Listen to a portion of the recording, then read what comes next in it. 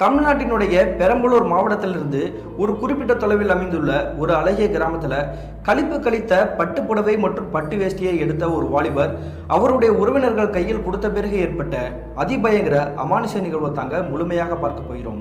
இன்னைக்கு பார்க்கக்கூடிய இந்த வீடியோவும் கொஞ்சம் கூட திகிலும் அமானுஷமும் குறையாமல் நீங்கள் அப்படியே எதிர்பார்க்கலாங்க. இதுவரைக்கும் நம்மளுடைய சேனலை சப்ஸ்கிரைப் பண்ணாமல் பார்த்துட்டு இருந்தீங்கன்னா சப்ஸ்கிரைப் பண்ணிட்டு பக்கத்தில் இருக்கக்கூடிய பெல் பட்டனையும் சேர்த்து கிளிக் பண்ணிக்கோங்க. நான் உங்கள் Afsar. Welcome to Afsar investigation.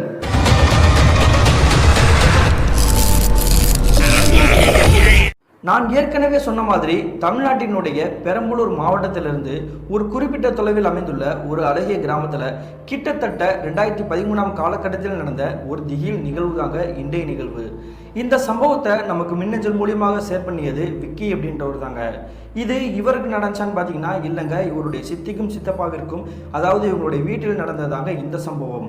அப்படி என்ன நடந்துச்சுன்னு பார்த்தீங்கன்னா கிட்டத்தட்ட 2013 காலகட்டத்தில் இந்த விக்கி இருக்கார் இல்லையா, இவருக்கு தோராயமாக ஒரு 27 வயசு இருந்திருக்கும். இவருடைய குடும்பத்தை பற்றி சொல்லணும்னா அப்பா அம்மா சித்தி சித்தப்பாண்டு கூட்டு குடும்பமாக தான் வாழ்ந்துட்டு இருக்காங்க. இவங்களுடைய சித்தி சித்தப்பாவுக்கு 12ஆம் வகுப்பு படிக்கக்கூடிய ஒரு பையனும் வந்திருக்காங்க. அந்த பையன் எங்கே இருக்காருன்னு பார்த்தீங்கன்னா இவங்க இருக்கக்கூடிய கிராமத்துலேருந்து ஒரு 3 கிராமம் தள்ளி இருக்கக்கூடிய ஒரு ஹாஸ்டலில் தாங்க தங்கி படிச்சுட்டு இருக்கிறாரு. இப்படி இவங்களுடைய வாழ்க்கை நல்லபடியாக தாங்க போயிட்டு இருக்குது, எந்த ஒரு பிரச்சனையும் இல்லாமல் தான் இருந்திருக்குது. அதே மாதிரி இந்த விக்கி அப்படின்றவர் வந்து இவங்க இருக்கக்கூடிய கிராமத்திலே சுற்றி மாதிரி இருக்கக்கூடிய ஒரு பகுதியில் தாங்க ஒரு பேங்கில் தாங்க வேலை பார்த்துட்டு இருக்கிறாரு. இவருக்கு வந்து சரியான வருமானம் இருந்தாலுமே அந்த வருமானத்தை வந்து கரெக்டாக வீட்டுக்கு கொடுக்க, அது போக இவருடைய செலவுக்கு எடுத்துக்க, அந்த மாதிரி தாங்க செயலில் ஈடுபட்டு இருந்திருக்கிறாரு. இப்படி இருக்கிறதாங்க தோராயமாக ஒரு நாள் என்ன பண்ணிக்கிறாருன்னா, இவர் கையில் மிச்சம் இருக்கக்கூடிய காசில் இவங்களுடைய அப்பா அம்மாவுக்கு வந்து வேஷ்டி, அவங்களுக்கு வந்து சேலையை எடுத்துகிட்டு வீட்டுக்கு வந்துருக்கிறாருங்க. அப்படி வீட்டுக்கு உள்ளே நுழைஞ்ச உடனே பார்க்குறாருங்க, இவங்களுடைய சித்தி சித்தப்பா இருந்தாங்க ஹாலில் தாங்க ஒரு சோஃபாவில் உட்காந்துருக்காங்க. அப்படி உட்காந்துருந்தாலும் பரவாயில்ல, நம்மளுடைய அப்பா அம்மா கிட்ட வந்து நம்ம வாங்கி வந்த துணியை வந்து கொடுத்துடணும் அப்படின்ற மாதிரி தாங்க அவங்க கண்ணு முன்னாடி கொடுத்துருக்காரு. அப்படி இவர் வந்து சேலையை மட்டும் அந்த வேஷ்டியை கொடுக்குற காட்சியை பார்த்துட்டு உங்களுடைய சித்தி சித்தப்பா வந்து என்ன பண்ணாங்கன்னா அப்படி லைட்டாக ஸ்மைல் பண்ணிட்டு கீழே குனிஞ்சபடி தாங்க இருந்திருக்காங்க. இதை நோட் பண்ண இந்த விக்கியோட அப்பா அம்மா வந்து என்ன பண்ணுறாங்கன்னா கண்டமேனிக்கு திட்டுறாங்கங்க. இரண்டா எங்களுக்கு மட்டும் எடுத்துகிட்டு இருந்திருக்க, சித்தி சித்தப்பாவும் இதே வீட்டில் தானே ஒன்றா தானே கூட்டு குடும்பமாக இருக்கிறோம், அவங்களுக்கு வந்து எடுத்துகிட்டு வரலைன்னா அவங்க வந்து சங்கடப்பட மாட்டாங்களா அப்படின்ற மாதிரி தான் கேட்குறாங்க. அப்படி கேட்ட உடனே இந்த விக்கி வந்து கோவத்தோட என்ன சொல்கிறாருன்னா, என்கிட்ட இருக்கிற காசுக்கு நான் எடுத்துகிட்டு வந்திருக்கேன், எல்லாருக்குமே எடுத்துகிட்டு வரணும்னா நான் எங்கே போகிறது, இதுக்கு தான் கூட்டு குடும்பமாகவே வாழக்கூடாது அப்படின்ற மாதிரி தாங்க கோவத்தோட பேசிக்கிறாரு.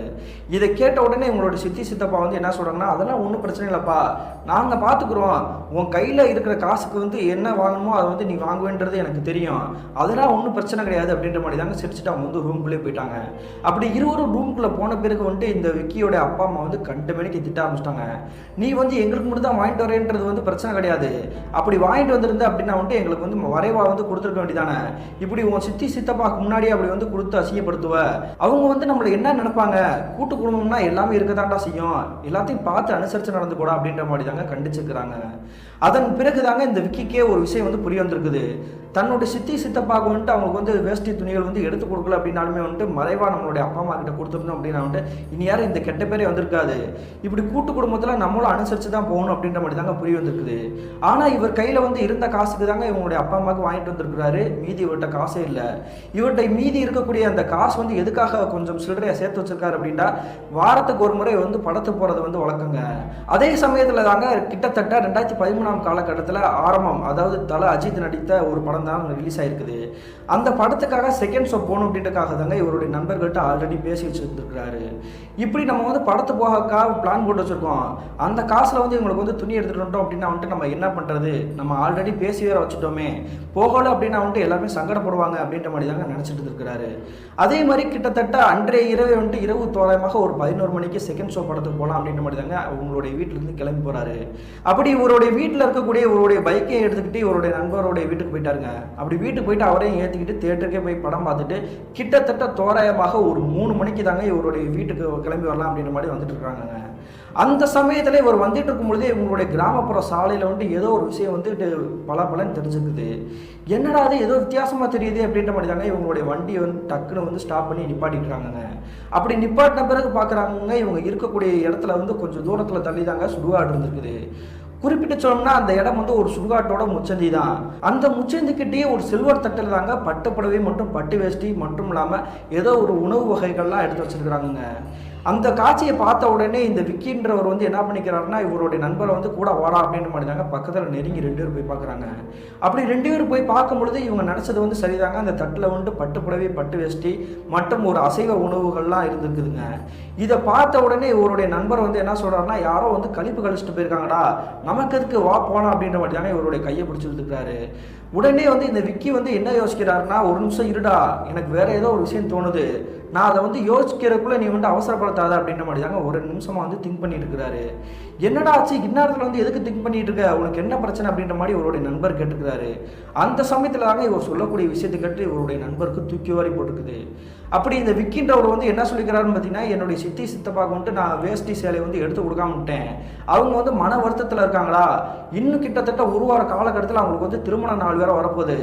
இப்போ நான் வந்து இந்த பட்டு புடவையும் வேஷ்டியும் எடுத்து அவங்க கையில் கொடுத்துட்டேன் அப்படின்னா தன்னோட பையன் வந்து நமக்காக வந்து புதுசாக ட்ரெஸ்லாம் வாங்கி கொடுத்துருக்கான் அப்படின்ற மாதிரி சந்தோஷப்படுவாங்க, அதுக்காக நான் இதை எடுத்துகிட்டு போகிறேன் அப்படின்ற மாதிரி தாங்க சொல்கிறாரு.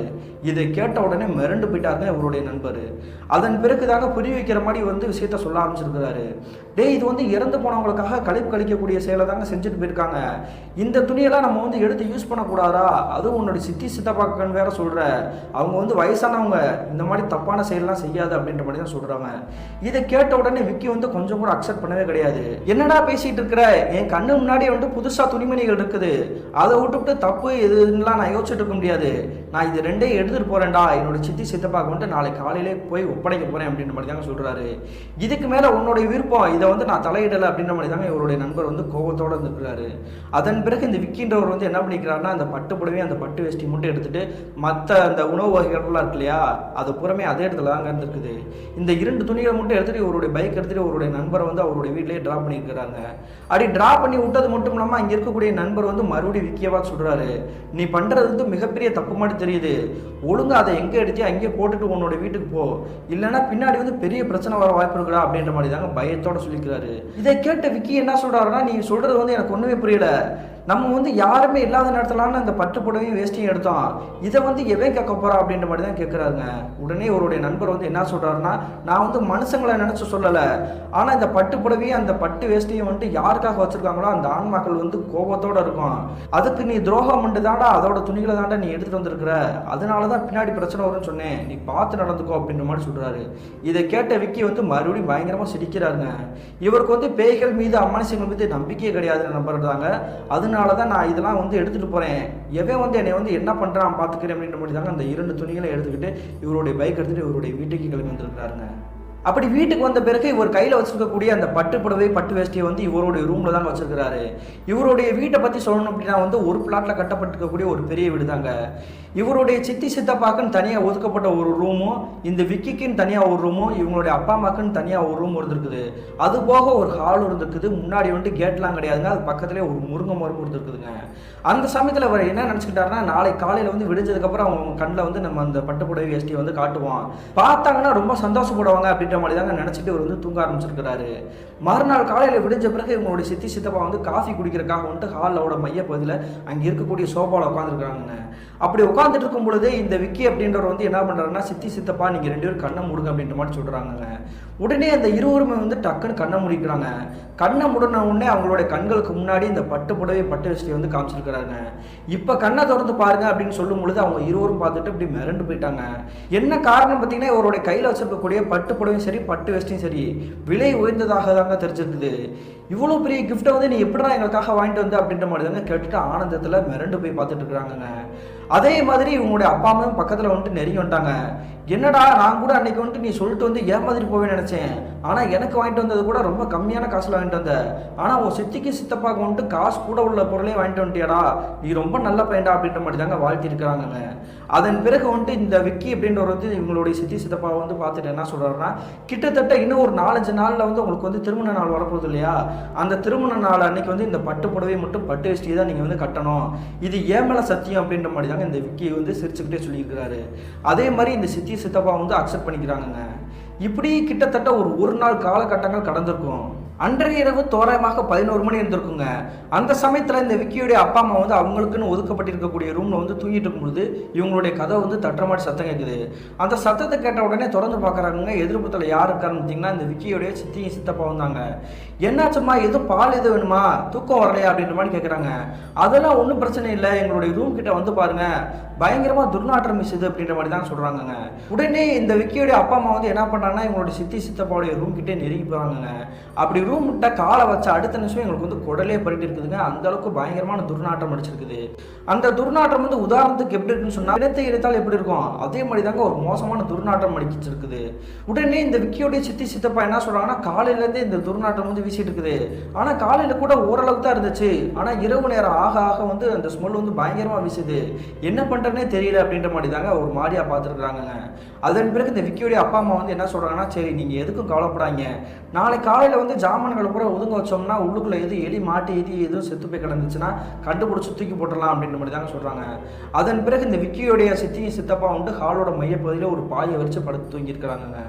மறுநாள் காலையில் விடிஞ்ச பிறகு இந்த விக்கியோடைய சித்தி சித்தப்பாவும் அந்த ரூமை போட்டு அலசுன்னு அலசுறாங்க. ஆனால் அவங்க நினச்ச மாதிரி அந்த எலியும் கிடையாதுங்க, வேற எதுவுமே கிடையாது. அப்போ எப்படி இந்த துர்நாற்றம் வீசிருக்கும் அப்படின்ற மாதிரி தாங்க நினச்சிருக்காங்க. அதுக்கு பிறகுமே அந்த துர்நாற்றம் போகலை அப்படின்றதுக்காக அவங்களுடைய ரூமில் வந்து அந்தருண்டைகள் மட்டும் ஸ்ப்ரேலாம் அடிச்சுட்டு தாங்க அவங்க வந்து இருந்துருக்குறாங்க. இப்படியே கிட்டத்தட்ட மாலை நேரம் தோராயமாக ஒரு 7 மணி கடந்துருச்சு. அதன் பிறகு தாங்க இந்த விக்கி அப்படின்றவர் வந்து பேங்க்லேருந்து முடிச்சுட்டு உங்களுடைய வீட்டுக்கே வந்திருக்கிறாரு. அதன் பிறகு எல்லாருமே கொஞ்சம் ஓரளவுக்கு பேசிட்டு சாப்பிட்டுட்டு இரவு நேரம் தூங்குறதுக்காக வந்து காத்துட்டு இருந்திருக்காங்க. அன்றைய இரவு தோராயமாக ஒரு நடுநிசி நேரம் 12 மணி இருந்திருக்கும். அந்த சமயத்தில் இந்த விக்கியோடைய சித்தி சித்தப்பாவும் இருக்காங்க இல்லையா, அவங்க வந்து டக்குன்னு ரூம் விட்டு வெளியே வந்திருக்காங்க. வெளியே வந்த பிறகு என்ன பண்ணுறாங்கன்னு பார்த்தீங்கன்னா இந்த ஹாலில் இருக்கக்கூடிய ஒரு லைட்டையும் ஃபேனையும் ஆன் பண்ணிக்கிறாங்க. ஆன் பண்ணிட்டு அங்கேயே பாய் விரிச்சு படுத்துருக்காங்க. படுத்துட்டு இருக்கும்பொழுது இவங்களுக்கு வந்து பேரதிர்ச்சி. என்ன நடந்திருக்குன்னு பார்த்தீங்கன்னா இங்கே ஹாலில் ஓடிட்டு இருக்கக்கூடிய ஃபேன் வந்து டக்குன்னு நின்றுருக்குது. அது மட்டும் இல்லாமல் அங்கே இருக்கக்கூடிய ஜீரோ வால்ஸ் வந்து பயங்கரமாக வெடிச்சு சிதறி இருக்குதுங்க. இந்த சத்தத்தை கேட்ட உடனே இவங்களோட பக்கத்தில் இருக்கக்கூடிய ரூம்ல இருந்து இந்த விக்கியோடைய அப்பா அம்மா வந்து டக்குன்னு வெளியே இருந்திருக்காங்க. என்னாச்சு, ஏதோ சத்தம் கேட்டுச்சு அப்படின்ற மாதிரி தாங்க இவங்க வந்து உள்ளுக்குள்ள அவங்களுடைய ரூம்ல லைட் இருக்கு இல்லையா, அந்த வெளிச்சத்தில் வந்து பார்த்துருக்காங்க. அப்படி பார்க்கும் பொழுது இந்த விக்கியோடைய சித்தி சித்தப்பாவை என்ன சொல்கிறாங்கன்னா, எங்களுடைய ரூமில் படுத்துட்டு இருக்கும் பொழுது திடீர்னு ஃபேன் நின்றுச்சு, அதனால தான் நாங்கள் வந்து ஹாலில் படுத்தோம். ஹாலில் படுத்து ஒரு 10 நிமிஷம் கூட ஆயிருக்காது, லைட்டும் வெடிச்சு சிதறிடுச்சு, ஃபேனும் வந்து திடீர்னு நின்றுச்சு, உங்களோட ரூமில் எந்த பிரச்சனையும் கிடையாதா அப்படின்ற மாதிரி தாங்க கேட்குறாங்க. அப்படி கேட்கும் பொழுது இந்த விக்கியோடைய அப்பாவும் அம்மாவும் என்ன பண்ணாங்கன்னா அவங்களுடைய ரூமில் வந்து லைட்டும் நல்லா எரியுது, ஃபேனும் நல்லா ஓடுது. அப்படியே இந்த மாதிரி ஹாலில் இந்த மாதிரி வந்து ரூமில் இப்படி நடந்திருக்கு அப்படின்ற மாதிரி தாங்க குழப்பத்தோடு நின்றுருக்குறாங்க. சரி எதுக்கும் கவலைப்படாதீங்க, நாளை காலையில் வந்துட்டு அங்கே இருக்கக்கூடிய தெரிந்த ஒரு மெக்கானிக் வந்து வீட்டுக்கு கூட்டிகிட்டு வந்துட்டு என்ன ஏதுன்னு பார்த்துடலாம், நீங்கள் ஹால்லே படுங்க அப்படின்ற மாதிரி தாங்க சொல்லிட்டு இவங்க வந்து ரூமுக்கே போயிட்டாங்க. அப்படி ரூமுக்கு போன பிறகு இந்த விக்கியுடைய சித்தப்பாவும் சித்தி இருக்காங்க இல்லையா, அவங்க வந்து என்ன பண்ணாங்கன்னா இவங்களுடைய இந்த விக்கின்ற பையன் வந்து அவங்களுக்குன்னு ஒதுக்கப்பட்ட ரூமில் தூங்கிட்டு இருக்காரு இல்லையா, அவரை வந்து டிஸ்டர்ப் பண்ண வேணாம், அவர் பாட்டுக்கு தூங்கட்டும் அப்படின்ற மாதிரி தாங்க உட்காந்துட்டு இருக்கிறாங்க. அதுக்கு பிறகுமே வந்து இவருக்கு தூக்கமே வரல. இவருக்கு வந்து சிகரெட் குடிக்கக்கூடிய ஒரு பழக்கம் இருந்திருக்குதுங்க இந்த விக்கியோடைய சித்தப்பாவுக்கு. அதனால என்ன பண்ணியிருக்காருன்னா ஒரு தம் போட்டு வந்துடலாம் அப்படின்ற மாதிரி தாங்க இவங்களுடைய வீட்டோட மாடிக்கு போய் நின்று இருக்கிறாருங்க. அப்படி மாடிக்கு வந்த பிறகு அந்த தம்மை பார்த்து வச்சுட்டு கிட்டத்தட்ட ஒரு 10 நிமிஷம் கடந்திருக்கும். அந்த சமயத்தில் இவர் நிற்கக்கூடிய இடத்துல இருந்து இவர் வீட்டுக்கு பக்கத்துலேயே ஒரு முருங்கை மரம் இருக்குன்னு நான் ஏற்கனவே சொல்லியிருந்தேன் இல்லையா, அந்த முருங்கை மரத்துக்கிட்ட ஒரு பெண்மணி யாரோ ஒரு ஆண்மகனை நின்று பேசிட்டு இருக்க மாதிரி தெரிஞ்சுக்குங்க. யார் இந்த இருவரும், இந்நேரத்தில் இந்த மரத்துக்கிட்ட நம்ம வீட்டுக்கிட்ட என்ன பண்ணுறாங்க அப்படின்ற மாதிரி தாங்க வெறிச்சு பார்த்துட்டு இருக்கிறாரு. அப்படி பார்த்துட்டே இருக்கும்பொழுது இவருக்கு வந்து சந்தேகம் தீரலை. நம்ம கீழே போய் இறங்கி யார் என்னன்னு கேட்டு விசாரிச்சோமா அப்படின்ற மாதிரி தாங்க நினச்சிருக்காரு. அந்த சமயத்தில் வந்து இவங்களுடைய வீட்டோட வாசல் கதவு இருக்கு இல்லையா, அது வந்து திறக்கிற மாதிரி தெரிஞ்சுக்குது. யார் கதவை திறக்கிறா அப்படின்ற மாதிரி தாங்க கீழே குனிச்சு பார்த்துருக்காரு. அப்படி பார்க்கும்பொழுது இவங்களுடைய மனைவி தாங்க அந்த கதவை திறந்துட்டு அங்கே நிற்கக்கூடிய இந்த 2 நபர்கள் பேசிட்டு இருக்காங்க இல்லையா, அவங்க பக்கத்தில் நெருங்கி போயிட்டு இருக்கிறாங்க. நம்ம பேசலாம் நினச்சோம், ஆனால் நம்மளுடைய மனைவி போய் என்ன ஏதுன்னு கேட்க போகிறா போல, சரி கேட்டு வரட்டும் அப்படின்ற மாதிரி தாங்க அந்த வேடிக்கையை பூரா உத்து பார்த்துருக்குறாருங்க. அடுத்த நிமிஷமே இவங்களுடைய மனைவி அங்கே இருக்கக்கூடிய 2 நபர்கள்கிட்ட போய் விசாரிக்க ஆரம்பிச்சிருக்காங்க. யார் நீங்கள், இந்நேரத்தில் இந்த மரத்துக்கிட்ட வந்து என்ன பண்ணிட்டு இருக்கீங்க, உங்களுடைய வீடு எங்கே இருக்குது, உங்களுடைய ஊர் எங்கே இருக்குது அப்படின்ற மாதிரி தாங்க கேட்குறாங்க. அப்படி கேட்ட உடனே அங்கே இருக்கக்கூடிய அந்த பெண்மணியும் அந்த ஆண்மகனும் வந்து என்ன பண்ணுறாங்க பார்த்தீங்கன்னா, எங்களுடைய கிராமம் இதுதான், எங்களுடைய வீடு இங்கனக்குள்ளே தான் இருக்குது, இந்த எதிர்ப்புறத்தலாக இருக்குது அப்படின்ற மாதிரி தாங்க கை காட்டிட்டு இருக்காங்க. அப்படி கை காட்டக்கூடிய இடத்துல வந்து வேற எந்த வீடும் கிடையாதுங்க. அதாவது இந்த விக்கியோடைய சித்தி சித்தப்பா இருக்காங்க இல்லையா, இவங்களுடைய வீடு தாங்க கை காட்டுறாங்க. என்ன பேச்சு பேசுறீங்க, இது எங்களுடைய எங்களுடைய வீடு, இங்கனுக்குள்ளே நின்றுக்கிட்டு இந்த வீடு தான் எங்கள் வீடு அப்படின்ற மாதிரி காட்டிக்கிட்டு இருக்கீங்களே, நீங்கள் யார் என்னன்றதை சொல்லுங்கள் அப்படின்ற மாதிரி தாங்க மறுபடியும் கேட்டிருக்காங்க. அப்படி கேட்கும் பொழுது அங்கே இருக்கக்கூடிய அந்த பெண்மணி அந்த ஆண்மகன் என்ன பண்ணுறாங்கன்னா, நான் சொன்னால் உங்களுக்கு புரியாது, எங்களுடைய வீட்டுக்குள்ளே நாங்கள் போகிறோம், எங்களை வந்து தொந்தரவு பண்ணாதீங்க அப்படின்ற மாதிரி தாங்க அந்த இருவரும் அந்த கதவை திறந்துருக்கு இல்லையா, வாசக்கதவு, அவங்களுடைய வீட்டுக்குள்ளே நுழையிறாங்க. அப்படி நுழைஞ்ச உடனே இந்த காட்சியை பார்த்த அடுத்த நிமிஷமே இந்த பெண்மணிக்கு சரி, மாடியில் நிற்கக்கூடிய உங்களுடைய கணவருக்கு சரி தூக்கி வாரி போட்டிருக்குது. என்னடா அது, நம்மளுடைய வீட்டுக்குள்ள அந்த பெண்மணி அந்த பையனும் உள்ள நுழையிறாங்களே, இதை என்ன ஏதுன்னு போய் கேட்கணும் அப்படின்ற மாதிரி தாங்க மாடி படிக்கட்டுல இருந்து இறங்கி இவங்களுடைய வீட்டுக்குள்ளே நுழையிறாரு. அதே மாதிரி தாங்க இவங்களுடைய மனைவி அந்த மரத்துல இருந்து இவங்களுடைய வீட்டு வாசலுக்கு முன்னாடி உள்ள நுழைஞ்சு பார்த்துருக்காங்க. நான் ஏற்கனவே வந்து சொல்லியிருந்தேன் இல்லையா, உங்களுடைய ஹாலில் இருக்கக்கூடிய அந்த ஜீரோ வால்ஸ் எல்லாம் வெடிச்சிருக்குண்டு, அதனால அந்த இடத்துல வந்து கும்மிட்டா இருந்துருக்குதுங்க. உடனே டக்குன்னு டியூப் லைட் சுவிட்சை போட்டுக்கிறாங்க. போட்டு பார்த்தா வெளிச்சமாக இருந்திருக்குது. ஆனால் அந்த இடத்துல உள்ளுக்குள்ளே நுழைஞ்ச மாதிரி இந்த ஒரு பெண்மணியும் ஒரு ஆண்மகனும் வந்து நுழைஞ்சாங்க இல்லையா, அந்த இருவரும் எங்கே போனாங்கன்றதே தெரியல. இதை பார்த்த உடனே இந்த கணவன் மனைவிக்கு தூக்கி வாரி போட்டுருக்குது. இப்போதானே பேசிட்டு உள்ளுக்குள்ளே நுழைஞ்சாங்க, அவங்க எங்கே போயிருப்பாங்க அப்படின்ற மாதிரி தாங்க அங்கிட்டு இங்கிட்டு சுற்றி முற்றி தேடிட்டு இருக்கிறாங்க. அடுத்த நிமிஷமே விக்கியோடைய ரூமுடைய கதவையும் தட்டி அவங்களுடைய அப்பா அம்மாவுடைய கதவையும் தட்டியிருக்காங்க. உடனே எல்லாருமே வெளியே வந்து பார்த்துருக்காங்க. எதுக்கு இந்நேரத்தில் வந்து தூங்காமல் இப்படி அலறிட்டு இருக்கீங்க, என்ன பிரச்சனை அப்படின்ற மாதிரி கேட்குறாங்க. கேட்ட உடனே தாங்க நடந்த விஷயத்தை பூரா இவங்க வந்து சொல்லியிருக்காங்க. ஆனால் இவங்க வந்து எவ்வளோ சொல்லியுமே வந்து அவங்க வந்து நம்பவே கிடையாது. இரவு நேரத்தில் எதையோ பார்த்துட்டு வந்து உளறிட்டு இருக்காங்க போல அப்படின்ற மாதிரி தாங்க நினச்சிட்டு இருக்கிறாங்க. ஆனால் இந்த விக்கியோடைய சித்தப்பாவை வந்துட்டு நான் மாடியிலேருந்து அவள் சொல்கிறது வந்து உண்மைதான், நான் பார்த்துட்டேன் அப்படின்ற மாதிரி தாங்க சொல்கிறாரு. இவங்க யாருக்குமே புரியல. உடனே திருடன்கள் எதுவும் உள்ளே நுழைஞ்சிட்டாங்களோ அப்படின்ற மாதிரி தாங்க வீடை சுற்றி தேடி அலசுறாங்க. ஆனால் அப்படி இந்த 2 நபர்கள், மர்மமான நபர்கள் உள்ளே நுழைஞ்சாங்க இல்லையா, அவங்க எங்கே இருக்காங்கன்றது வந்து உங்களுடைய கண்களுக்கு தட்டுப்படவே இல்லை. சரிப்பா பார்த்துக்குவோம், நீங்கள் எதுக்கும் பயப்படாதீங்க, நம்ம வந்து தூங்க வேணாம், விடிய விடிய காத்துட்டு இருப்போம், ஒருவேளை திருடங்கனாக இருந்தால் உள்ளே வந்து நுழைஞ்சிட்டு ஏதாவது ஒன்று நகையை வந்து ஆட்டை போட்டானா போச்சு, அதனால் காத்துக்கிட்டு இருப்போம் அப்படின்ற மாதிரி தாங்க விடிய விடிய வந்து முழிச்சிருந்துருக்காங்க. ஆனால் அதன் பிறகு வந்துட்டு எந்த ஒரு நடமாட்டமும் இல்லாமல் இப்படி இயல்பாக தாங்க இருந்திருக்குது. இந்த சம்பவத்துக்கு பிறகு கிட்டத்தட்ட ஒரு 3 நாள் காலகட்டங்கள் கடந்திருக்கும். அந்த சமயத்தில் தாங்க தோராயமாக ஒரு நாள் இந்த விக்கியோடைய சித்தப்பா இருக்காங்க இல்லையா, அவங்களுடைய திருமண நாள் வருது. அந்த திருமண நாள் அன்னைக்கு வந்துட்டு இந்த விக்கி வந்து ஏற்கனவே சொல்லியிருந்தார் இல்லையா, அந்த பட்டு புடவை அந்த பட்டு வேஷ்டியை தான் கட்டணும் அப்படின்ட்டு. அதே மாதிரி தாங்க இருவருமே வந்துட்டு அவங்க கொடுத்த அந்த பட்டு புடவை பட்டு வேஷ்டியை தாங்க கட்டியிருக்கிறாங்க. அதன் பிறகு அவங்களுடைய வீட்டில் வந்துட்டு அவங்களுக்காக வாழை இலை போட்டு வந்துட்டு அசைவ உணவு ரெடி பண்ணி விருந்தெல்லாம் வச்சுருக்காங்க. அப்படி விருதெல்லாம் வச்சுட்டு மாலை நேரத்தில் வந்து பாயசம்லாம் ரெடி பண்ணி வச்சுட்டு அவங்க எல்லாருமே சாப்பிட்டுட்டு இந்த இருவரும் வந்து என்ன பண்ணுறாங்கன்னா இவங்களுடைய ரூமில் போய் தூங்கலாம் அப்படின்ற மாதிரி ட்ரை பண்ணியிருக்காங்க. ஆனால் இவங்களுடைய ரூமில் வந்து அந்த ஃபேனை வந்து வேலையை பார்க்கலாங்க. ஏற்கனவே வேலை பார்க்க ஆள் வந்திருக்காங்க. அப்படி வேலை பார்க்க ஆள் வந்து போய் இதுக்கு என்ன பிரச்சனைன்னு தெரியல, காலி எதுவும் போயிருக்கும் போல, அதை வந்து மாற்றணும் அப்படின்ற மாதிரி தாங்க சொல்லிட்டு அங்கே இருக்கக்கூடிய மெக்கானிக் வந்து அந்த ஃபேனோட மண்டையை வந்து கழட்டிட்டு போயிருக்கிறாருங்க. அதன் பிறகு வந்துட்டு இவங்க வந்து ஹாலில் தாங்க படுத்து தூங்கிட்டு இருக்கக்கூடிய வழக்கமாகவே இருந்திருக்குது. இப்படி திருமண நாள் அன்னைக்கு நம்ம என்ன பண்ணுறது அப்படின்ற மாதிரி தாங்க யோசிச்சுட்டு இருக்கும் பொழுது இவங்களோட இந்த விக்கின்ற பையன் இருக்கா இல்லையா, என்னுடைய ரூம் வந்து யூஸ் பண்ணிக்கோங்க, இன்னைக்கு நான் ஹால்லே படுத்துக்கிறேன் அப்படின்ற மாதிரி தாங்க சொல்லிக்கிறாரு. அதே மாதிரி இந்த கணவரும் இந்த மனைவி வந்து என்ன பண்ணுறாங்கன்னா இந்த விக்கியோடைய ரூம்லேயே போய் தூங்கலாம் அப்படின்ற மாதிரி தாங்க இவங்களுடைய ரூமுக்கு போயிருக்காங்க. அப்படி ரூமுக்கு போய் தூங்க ஆரம்பிச்சு கிட்டத்தட்ட தோராயமாக ஒரு நடுநிசி நேரம் ஒரு 2 மணியை கடந்திருக்கும். அந்த சமயத்தில் இந்த விக்கியோடைய சித்தி இருக்காங்க இல்லையா, அலறி அடிச்சுட்டு கத்திக்கிட்டு பயத்தில் அப்படி வெளியே ஓடி வர மாதிரி தாங்க கேட்டிருக்குது. கேட்ட உடனே விக்கி மட்டும் இல்லாமல் இவங்களுடைய அப்பா அம்மாவும் என்னாச்சுடி ஏன் இப்படி கத்திட்டு இருக்கு அப்படின்ற மாதிரி தாங்க நெருங்கி போய் பார்க்குறாங்க. அப்படி பார்க்கும்பொழுது இந்த பெண்மணி சொல்லக்கூடிய விஷயத்துக்கிட்ட இவங்க எல்லாருக்குமே இருப்புலையும் நடுங்கி போயிடுச்சு. அப்படி என்ன சொல்லிக்காங்கன்னு பார்த்தீங்கன்னா, இவங்களுடைய கணவர் இந்த பெண்மணி வந்து அந்த கட்டில தானே படுத்துருக்காங்க, அதாவது விக்கியோடைய ரூமில். அப்படி படுத்துட்டு இருக்கும் பொழுதே இவங்க மேலே வந்து யாரும் கை போடுற மாதிரி தெரிஞ்சுக்குது. தன்னுடைய கணவர் தான் கை போடுறாரு போல அப்படின்ற மாதிரி தாங்க நினச்சிக்கிறாங்க. அதன் பிறகு இவங்களுடைய உடம்புல வந்து யாரோ தொடர மாதிரி டச் பண்ணுற மாதிரி தெரிஞ்சிருக்குது. அப்பயுமே தன்னோட கணவர் தான் அப்படின்ற மாதிரி தான் நினச்சிருக்கிறாங்க. ஆனால் அதன் பிறகு வந்து டக்குன்னு திரும்பி பார்க்குறாங்க. அப்படி திரும்பி பார்க்கும்பொழுது இவங்களுடைய வாழ்க்கையிலே மறக்கவே முடியாத ஒரு காட்சி தாங்க கண்ணு முன்னாடி தெரிஞ்சுக்குது. கருன்னு ஒரு கரிய உருவம் தாங்க இவங்களுடைய பக்கத்துலேயே வந்து படுத்துக்கிட்டு இவங்களை வந்து டச் பண்ணிட்டு இருந்திருக்குது. இந்த காட்சியை பார்த்த அடுத்த நிமிஷமே இவங்க வந்து மிரண்டு போய் தாங்க அலறி அடிச்சுட்டு வெளியே வந்திருக்காங்க. இப்படி நீ பயத்தில் கத்தக்கூடிய ஒரு சத்தம் வந்து உன்னோட கணவருக்கு கேட்கவே இல்லையா அப்படின்ற மாதிரி தாங்க இவங்க எல்லாருமே மிரண்டு போய் இவங்களுடைய ரூம் கிட்ட நெருங்கி போய் பார்க்குறாங்க. அப்படி பார்க்கும்பொழுது ஏற்கனவே வந்து ஆல்ரெடி ஜீரோ வால்ஸ் போட்டுருக்காங்க இல்லையா, அந்த ஜீரோ வால்ஸ் வந்து இவங்களுடைய அனைவருடைய கண்களுக்கு முன்னாடி டப்புன்னு தெரிச்சுக்குதுங்க. தெரிச்ச உடனே வந்து வெளியே இருக்கக்கூடிய ஹாலோட லைட்டை போட்டு டார்ச் லைட் ஆன் பண்ணி இவங்க பக்கத்தில் நெருங்கி போய் பார்க்குறாங்க. அப்படி பார்த்த உடனே மறுபடியும் இங்கே இருக்கக்கூடிய அனைவருக்குமே வந்துட்டு நெஞ்சமெல்லாம் பதற ஆரம்பிச்சிருச்சு. என்ன நடந்திருக்கும் பார்த்தீங்கன்னா, இந்த பெண்மணியோட கணவர் இருக்கார் இல்லையா, அப்படியே படுத்த படுக்கையாக தான் கிடந்திருக்கிறாரு. ஆனால் எந்த ஒரு அசைவுமே இல்லாமல் இருந்திருக்கிறாரு. டேய் எந்திரா ஒரு நிமிஷம் அப்படின்ற மாதிரி தாங்க இவருடைய அண்ணன் போட்டு எழுப்பு எழுப்பியிருக்கிறாரு. ஆனால் அவர் வந்து நல்லா குரட்டை விட்டு பயங்கரமாக தூங்கிட்டு இருக்காருங்க. ஆனால் எந்திரிக்கிற மாதிரி தெரியல. அடுத்த செகண்டே வந்து அவருடைய மூச்சு காத்து இருக்கு இல்லையா, அந்த மூச்சு காத்துல தாங்க ஏற்கனவே இவங்க வந்து அந்த ஒரு பக்கத்தில் இருக்கக்கூடிய ரூம்ல வந்து துர்நாற்றம் வீசிச்சுன்னு சொன்னாங்களே, அதே துர்நாற்றம் தாங்க வீசிருக்குது. தன்னுடைய தம்பியோட உடம்புல இருந்து ஒரு மாதிரி துர்நாற்றம் வீசுது, நம்ம என்ன பண்றது அப்படின்ற மாதிரி தாங்க ஒரு மாதிரி வித்தியாசமா நடக்குதுன்ற மாதிரி தாங்க பார்த்துட்டு இருக்காங்க. அதன் பிறகு இந்த பெண்மணி வந்துட்டு நான் ரூம்குள்ளே போக மாட்டேன், எனக்கு என்னமோ பயமா இருக்கு அப்படின்ற மாதிரி தாங்க வெளியே ஹாலிலே உட்காந்துருக்காங்க. விடிய விடிய அனைவருமே உட்காந்துட்டு மறுநாள் காலையில் விடிஞ்ச பிறகு தன்னுடைய கணவர் வந்து எந்திரிச்சிட்டாரா அப்படின்ற மாதிரி தாங்க போய் பார்க்கலாம் அப்படின்றக்காக ரூம்குள்ள நுழைஞ்சுக்கிறாங்க. அப்படி ரூம்குள்ள நுழைஞ்ச விக்கியோட சித்தி இருக்காங்க இல்லையா, மறுபடியும் பயத்துல வந்து நடிக்கிட்டே வெளியே வந்து கத்துறாங்க. என்னாச்சுடி இப்போ எதுக்கடி கத்துற அப்படின்னு சொன்ன உடனே நீங்க எல்லாருமே உள்ள வந்து பாருங்க ஒரு நிமிஷம் அப்படின்ற மாதிரி தாங்க கூப்பிட்டுருக்காங்க. அப்படி கூப்பிட்ட உடனே விக்கி மட்டும் இல்லாம உங்களோட குடும்பத்தை அனைவருமே வந்துட்டு உங்களுடைய தம்பியை போய் பார்க்கலாம் அப்படின்ற மாதிரி உள்ளுக்குள்ள நுழைஞ்சு போய் பார்க்குறாங்க. அப்படி பார்க்கும்போது தாங்க இவங்களுடைய வாழ்க்கையில கற்பனை பண்ண முடியாத காட்சி உங்களுடைய கண்கள் முன்னாடி தெரிஞ்சுக்குது.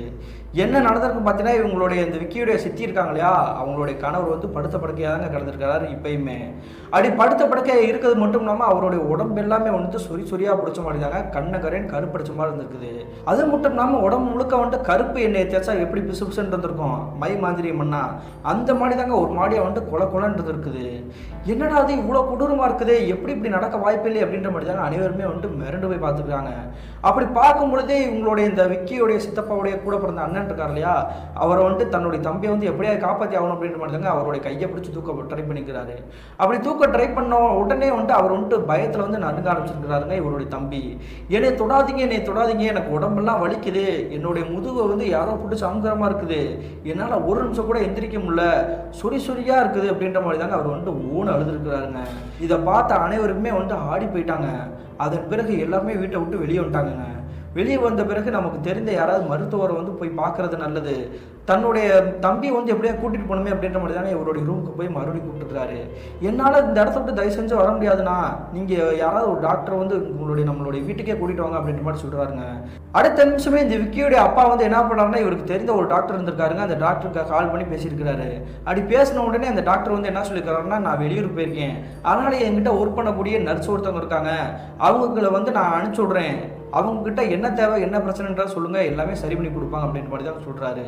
அதே மாதிரி கிட்டத்தட்ட ஒரு 3/4 மணி நேரத்திலேயே இந்த நர்ஸுன்ற இருக்கக்கூடிய ஒரு பெண்மணி வந்து இவங்களுடைய வீட்டுக்கே வந்திருக்காங்க.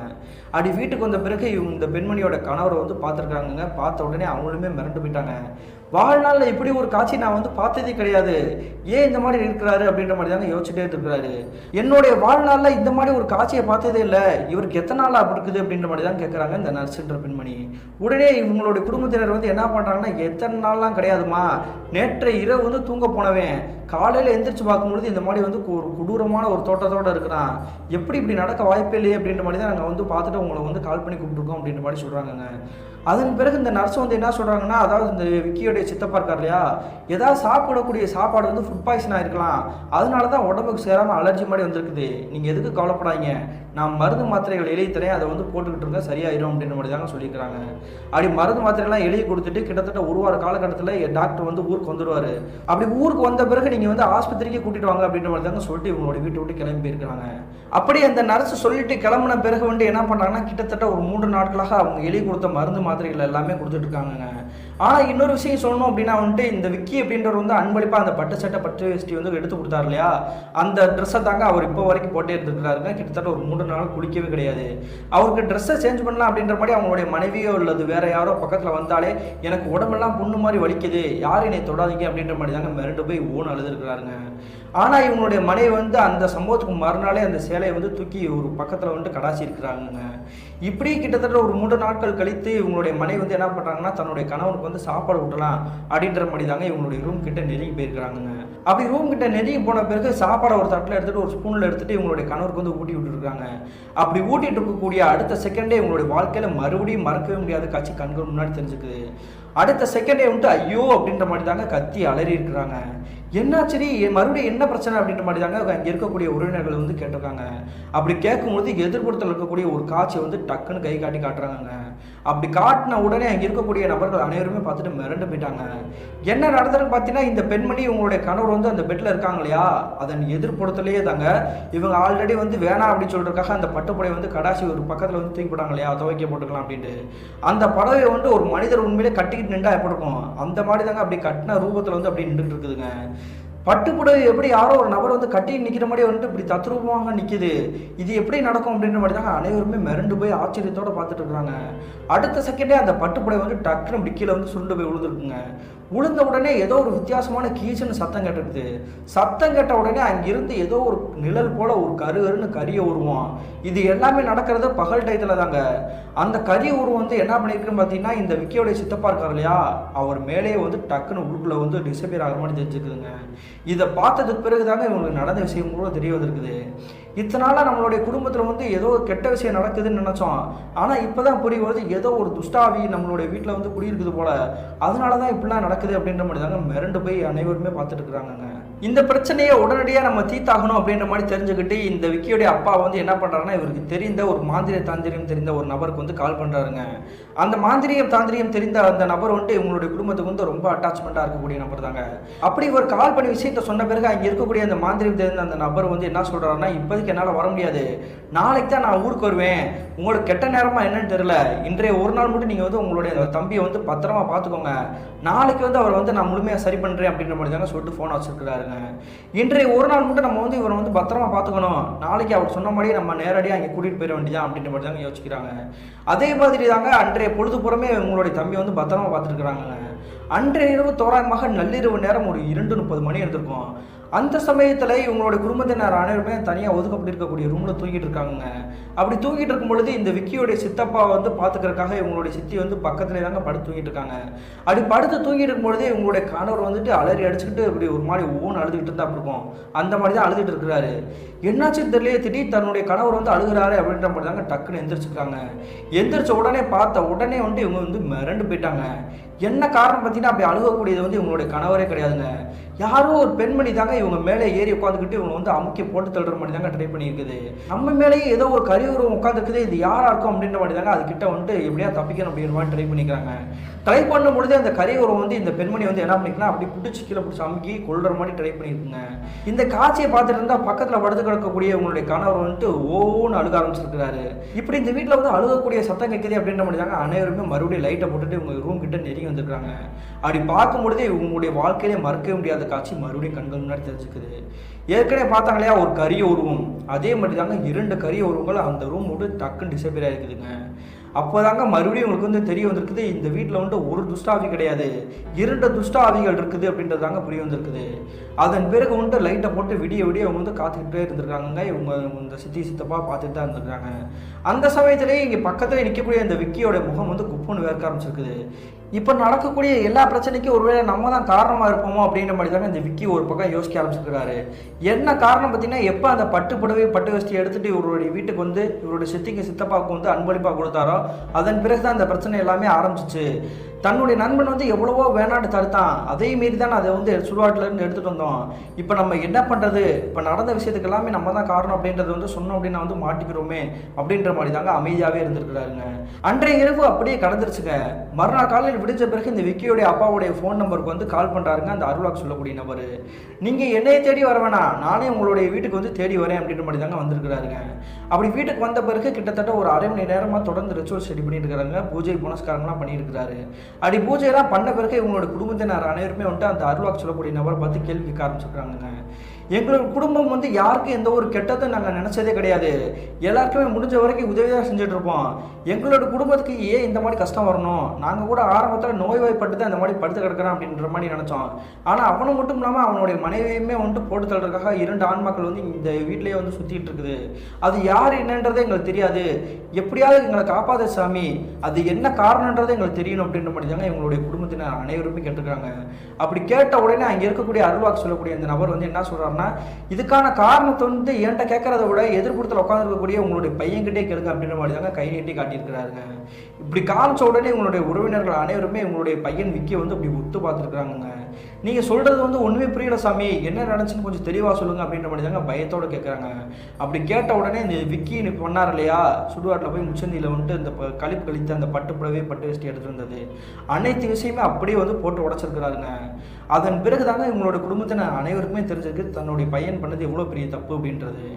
ஏன்டா அப்படி பண்ணி தொலைஞ்சா, உன்னால் எவ்வளோ பெரிய பிரச்சனை பார்த்தியா, தன்னுடைய குடும்பத்துக்கே வந்து பேராபத்து வந்திருக்கு மேடா அப்படின்ற மாதிரி தாங்க அனைவருமே போட்டு இந்த விக்கியை வந்து அடிக்க ஆரம்பிச்சிருக்கிறாங்க.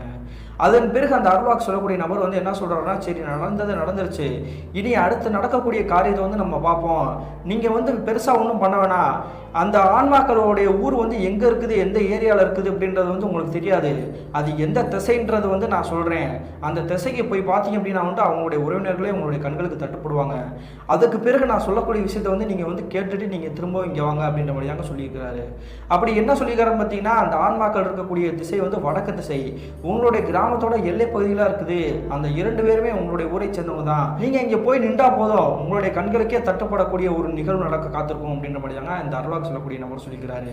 அதே மாதிரி இந்த விக்கியுடைய அப்பாவும் இந்த விக்கி வந்து என்ன பண்ணிக்கிறாங்கன்னா, ஒரே பைக்கில் ஏறிக்கிட்டு அந்த வடக்கு திசையை நோக்கி உங்களுடைய கிராமத்தோட எல்லை பகுதிக்கு போயிருக்கிறாங்க. இந்த அருள்வாக்கு சொல்லக்கூடிய நபர் சொன்ன மாதிரியே இந்த எல்லை பகுதியில் வந்து ஒரு வீடு தன்னந்தனிமையில் இருந்துக்குது. அந்த வீடை சுற்றி 4-5 நபர்கள் வந்து உட்காந்துருக்குறாங்க, ஏதோ ஒரு வருத்தத்தில் உட்காந்துருக்க மாதிரி தெரியுது. உடனே இவங்க வந்து விசாரிக்கலாம் அப்படின்ற மாதிரி தாங்க பக்கத்தில் போய் இங்கே இறந்து போன அந்த 2 நபர்கள் வந்து இங்கே தான் இறந்து போனாங்களா அப்படின்ற மாதிரி தான் கேட்குறாங்க. கேட்ட உடனே அங்கே இருக்கக்கூடிய உறவினர்கள் அனைவருமே ஓடு அழுக ஆரம்பிச்சிருக்காங்க. அந்த பிள்ளைங்க வந்து எங்களுடைய பிள்ளைங்க தான், அநியாயமாக செத்து போச்சுங்க அப்படின்ற மாதிரி தாங்க சொல்லிக்கிறாங்க. அப்படி என்ன நடந்திருக்கு பார்த்தீங்கன்னா, கிட்டத்தட்ட ஒரு 3 மாத காலகட்டங்களுக்கு முன்னாடி தாங்க அந்த 2 பேர் வந்து இறந்து போயிருக்காங்க. அந்த 2 பேர் யாருன்னு பார்த்தீங்கன்னா, இதே கிராமத்தை சேர்ந்த கணவன் மனைவி தாங்க. அந்த கணவன் மனைவியோட வாழ்க்கை நல்லபடியாக தான் போயிட்டு இருந்திருக்குது. இவங்களோட குடும்பமும் கொஞ்சம் வசதியாக இருக்கக்கூடிய ஒரு குடும்பம் தான். அந்த சமயத்தில் திருமணமாகி மருத்துவர்கிட்ட போய் செக் பண்ணலாம் அப்படின்னு கேட்கும்போது தாங்க அங்கே இருக்கக்கூடிய மருத்துவர் வந்து கொஞ்சம் அதிர்ச்சிகரமான விஷயத்தை சொல்லிக்கிறாங்க. உங்களுடைய மனைவிக்கு சரி உங்களுக்கு சரி குழந்தை பாக்கியமே கிடையாது, நீங்கள் இருவரும் கடைசி வரைக்கும் இப்படி தான் இருக்கணும், முடிஞ்சால் தத்தெடுத்து குழந்தைய வளர்த்துக்கோங்க அப்படின்ற மாதிரி தாங்க அதிர்ச்சிகரமான ஒரு விஷயத்தை சொல்லிக்கிறாங்க. இதை கேட்ட பிறகு இவங்களோட இந்த கணவன் மனைவி இருவருமே முகம் கொடுத்து பேசாமல் இருக்காங்க. ஒரு கட்டத்தை பிறகு இவங்களுடைய மனைவி வந்து என்ன பண்ணிக்கிறாங்கன்னா, குழந்தையே இல்லை அப்படின்னா நம்ம எதுக்கு வாழணும் அப்படின்ற மாதிரி தாங்க இவங்களுடைய வீட்டுக்கு பின்னாடி இருக்கக்கூடிய ஒரு பாலடைஞ்ச கிணறுலேயே டக்குன்னு குதிச்சு தற்கொலை பண்ணிக்கிறாங்க. இவங்க இறந்த கிட்டத்தட்ட ஒரு 3 நாட்களுக்கு பிறகு தன்னுடைய மனைவியை போயிட்டா நம்ம எதுக்கு உயிரோடு இருக்கணும் அப்படின்ற மாதிரி தாங்க இவரும் தற்கொலை பண்ணியிருக்கிறாருங்க. அப்படி இறந்த பிறகு இந்த 2 ஆன்மாக்களும் வந்து இந்த வீடை சுற்றியே தாங்க வளம் வந்துட்டு இருக்குது.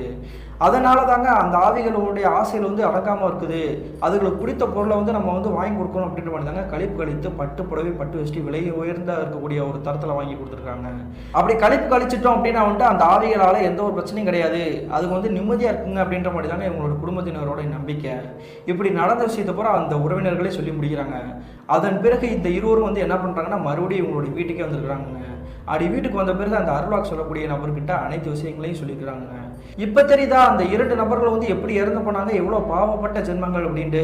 அவங்களுக்கு கடைசியாக ஆசையாக இருக்கட்டும் அப்படின்றக்காக பட்டு புடவையும் பட்டு வசதியும் வாங்கி வச்சுருக்காங்க அவங்களுடைய உறவினர்கள். அதை எடுத்துட்டு உன்னுடைய உறவுக்காரங்க வந்து நீ கொடுக்குற அப்படின்னா வந்து அது எவ்வளோ பெரிய தப்பு. அதனால தான் உன்னுடைய வாழ்க்கையில் உன்னோட குடும்பத்துக்கு எவ்வளவோ பிரச்சனை வந்திருக்குது. இப்படியே விட்டுருந்தோம் அப்படின்னா வந்துட்டு அந்த சித்தி சித்தப்பா மட்டும் போவாங்கன்னு நினச்சியா, உன்னோட குடும்பத்தையே அந்த ஆவிகள் வந்து அப்படி வேரோடு சரிச்சுட்டு போயிடும் அப்படின்ற மாதிரி தாங்க அந்த அருள்வாக்கு சொல்லக்கூடிய நபர் வந்து சொல்லிக்கிறாரு. இதை கேட்ட உடனே உங்களுடைய உறவினர்கள் அனைவருமே வந்து மிரண்டு போய் பார்க்குறாங்க. அதன் பிறகு அந்த அருள்வாக்கு சொல்லக்கூடிய நபர் வந்து மறுபடியும் இன்னொரு விஷயம் செய்ய ஆரம்பிச்சிருக்காருங்க. ஏற்கனவே இந்த பட்டு புடவை பட்டு வேஷ்டி வந்துட்டு இவங்க வந்து எடுத்து வச்சுருக்காங்க இல்லையா, அதே மாதிரியே புதுசாக வந்து கடையில் அதே விலை உயர்ந்த ஒரு பட்டு புடவை பட்டு வேஷ்டி வந்து காசு கொடுத்து வாங்கி அதே மாதிரி கழிப்பு கழிக்கக்கூடிய அந்த செயலை வந்து சுடுகாட்டோட முச்சந்திலே போய் செஞ்சுட்டு இருந்திருக்காங்க. அப்படி செஞ்சுட்டு வந்த பிறகு கிட்டத்தட்ட 1 வார காலகட்டத்திலேயே இவங்களுடைய உடல்நிலை வந்து கொஞ்சம் கொஞ்சமாக முன்னேற ஆரம்பிச்சிருக்குதுங்க. அந்த சமயத்தில் அந்த அருள்வாக்கு சொல்லக்கூடிய நபர் வந்து என்ன சொல்லிக்கிறாருன்னா, இனிமேல் இந்த மாதிரி எந்த ஒரு தவறும் செஞ்சிடாதீங்க, அதே மாதிரி அந்த ஆவிகளுடைய பேராபத்துகள் எந்த ஒரு ஆபத்துமே வந்து உங்களோட குடும்பத்தை வந்து நெருங்கி வராது, அது உங்களை விட்டு போயிடுச்சு அப்படின்ற மாதிரி தாங்க சொல்கிறாங்க. அதே சமயத்தில் கிட்டத்தட்ட 1 மாத காலகட்டத்தில் பிறகு உங்களுடைய குடும்பத்தினர் அனைவருக்குமே எந்த ஒரு பிரச்சனையும் இல்லாமல் பாதிப்பு இல்லாமல் நிம்மதியாக தாங்க வாழ ஆரம்பிச்சிருக்காங்க. இன்னொரு விஷயம் குறிப்பிட்டு சொல்லணும் அப்படின்னா வந்து இந்த விக்கியோடைய சித்தப்பா வந்து உடல்நிலை சரியில்லாமல் தான் இருந்தார். அவரோட உடம்பே வந்து நல்லபடியாக குணமாகி நிம்மதியாக தாங்க இருந்திருக்கிறாரு. கிட்டத்தட்ட 2013 காலகட்டத்தில் நான் பண்ண சின்ன தப்பால் என்னுடைய குடும்பத்துக்கு ஏற்பட்ட ஒரு பயங்கரமான நிகழ்வு தான் பிரதர். இந்த தப்பை செஞ்சப்போ வந்து தப்புன்னு தெரியல, ஆனால் அதன் பிறகு என்னுடைய உறவினர்களே பாதிக்கப்பட்ட பிறகு தான் நான் பண்ணது எவ்வளோ பெரிய தப்புன்றதே நான் உணர்ந்தேன்.